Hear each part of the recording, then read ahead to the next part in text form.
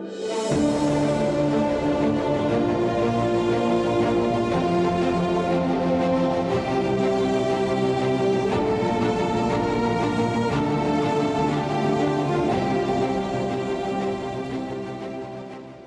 biblique aspire à donner des présents à Dieu pour lui rendre grâce. Mais le don est affaire de justesse dans la Bible. Dieu n'a pas besoin d'offrande, mais il consent à ce que nous lui en fassions pour que nous nous élevions vers lui. Je voudrais aujourd'hui, non pas vous faire un descriptif des offrandes dans la Bible, mais étudier avec vous 4 versets d'un récit biblique, celui des premiers adorateurs de l'Écriture, Caïn et Abel. Je m'appuierai pour cela sur les commentaires de la tradition juive. Écoutons ce que dit le texte en Genèse, chapitre 4, versets 1 à 4. L'homme connut Ève, sa femme, elle devint enceinte, enfanta Caïn et dit « J'ai procréé un homme avec le Seigneur ». Elle enfanta encore son frère Abel. Abel faisait paître les moutons, Caïn cultivait le sol. À la fin de la saison, Caïn apporta au Seigneur une offrande de fruits de la terre. Abel apporta lui aussi des prémices de ses bêtes et leur graisse. Le Seigneur tourna son regard vers Abel et son offrande, mais il détourna son regard de Caïn et de son offrande. Pourquoi Dieu agrée-t-il une offrande et pas l'autre? Tout d'abord, qui est Caïn? Caïn, c'est l'agriculteur qui a réussi. Caïn est puissant et riche. Son nom même en hébreu le signifie. Caïn veut dire « j'ai acquis ». Qu'apporte-t-il à Dieu? Il apporte des fruits de la terre. Il donne ce qu'il produit sans distinction. Il offre à Dieu un peu de tout. Or, lorsqu'on aime quelqu'un, on lui offre ce que l'on pense qui pourrait lui faire plaisir à ce moment-là. Caïn offre tout le produit de son travail, sans choisir, et le dépose devant Dieu, et il attend l'agrément. Il montre de lui-même uniquement sa réussite matérielle, sans prêter attention à ce qui pourrait plaire à Dieu. Mais donner à Dieu, ce n'est pas combler les désirs de Dieu. Dieu n'a pas besoin d'offrande, le psaume 40 nous le rappelle. Quel est le sens de l'offrande à Dieu? Au travers du don de l'offrande, ce qui se joue, c'est une manière de donner. En donnant à Dieu, j'apprends à donner aux hommes. Ma relation à Dieu me prépare à la relation envers mon prochain. Lorsque Caïn donne à Dieu, il ne tient aucunement compte du désir de l'autre. Que fait Abel? Abel est berger de petits bétail. Son métier est de prendre soin des animaux. Il offre à Dieu les prémices de son troupeau, les plus précieux, ceux à qui il a prêté le plus d'attention. Il offre aussi les meilleures graisses. Il privilégie ce qu'il y a de meilleur pour Dieu. Abel, contrairement à Caïn, est extrêmement vigilant sur la manière de donner à Dieu. Que montre Abel de lui-même? Quelqu'un qui prête attention à l'autre et qui veut donner le meilleur. Ce que Dieu agrée en premier dans l'offrande d'Abel, ce n'est pas tant l'offrande. Ce que Dieu agrée d'abord, c'est Abel pour ce qu'il est, quelqu'un qui prend soin, qui se tourne vers les autres pour écouter leurs désirs et offrir ce dont son prochain a besoin à ce moment-là. Que retenir de ce récit? D'abord, que Dieu consent à nous laisser lui rendre grâce pour nous apprendre à donner. L'offrande élève l'homme vers Dieu. Deuxièmement, dans le geste de l'offrande, ce qui est important, c'est la manière de donner. La manière de donner à Dieu nous apprend à donner aux autres. Si Dieu nous éduque au don, c'est pour nous apprendre à aimer. L'aimer lui, bien sûr, mais aimer nos frères. Jésus, qui est dans l'offrande de sa vie, vient parfaitement accomplir dans et par sa vie donnée tout ce que la Bible enseigne au sujet de l'offrande.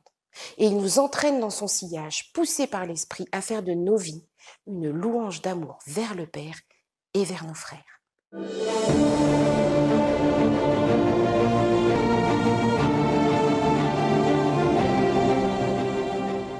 Chers amis, dans la célébration de la messe, la liturgie de l'Eucharistie s'ouvre par ce qu'on appelle la présentation des dons.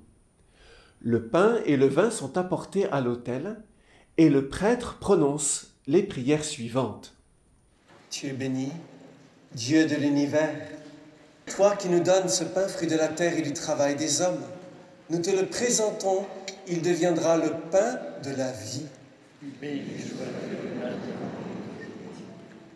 Tu es béni, Dieu de l'univers, toi qui nous donnes ce vin fruit de la vigne et du travail des hommes.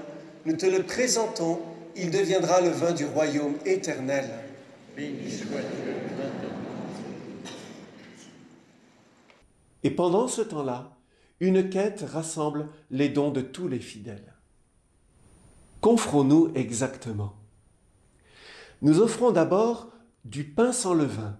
Et ce pain est le plus modeste de tous les pains, fait uniquement de farine et d'eau, mais par les mains du prêtre, il deviendra le corps du Christ.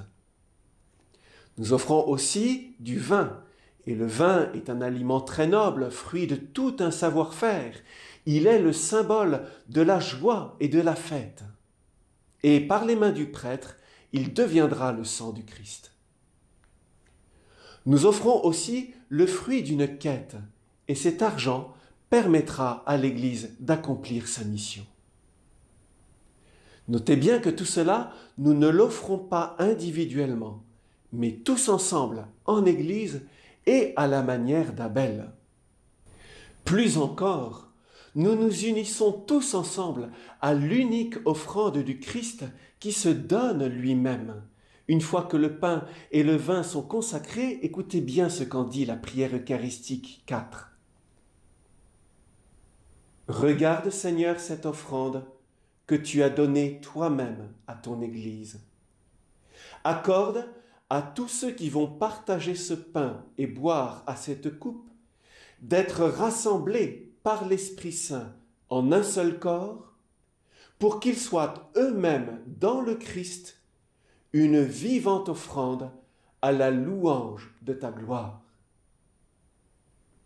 Ainsi, dans la messe, l'offrande du Christ devient la nôtre, et la nôtre s'unit à la sienne dans un grand esprit de communion.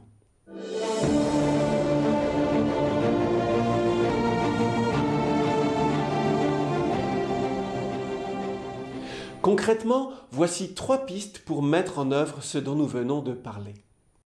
Je peux tout d'abord décider de faire un don à la manière d'Abel, c'est-à-dire en portant toute mon attention à la personne à qui je fais un cadeau. Est-ce mon conjoint, un membre de ma famille ou de mon entourage? À moi de bien choisir. Deuxièmement, je peux décider de m'offrir moi-même à travers le don que je fais. Et pour cela, je vais faire particulièrement attention à la délicatesse, à la générosité, à la gratuité de mon geste. Troisièmement, je peux vérifier la manière dont je donne à la quête, que ce soit en espèces, ou bien via une application mobile, ou par un don en ligne, mais toujours pour contribuer à la vie de l'Église. Vous voyez, il y a de multiples manières de s'offrir soi-même à la suite du Christ et comme Abel. Eh bien, bonne semaine et bon temps pascal.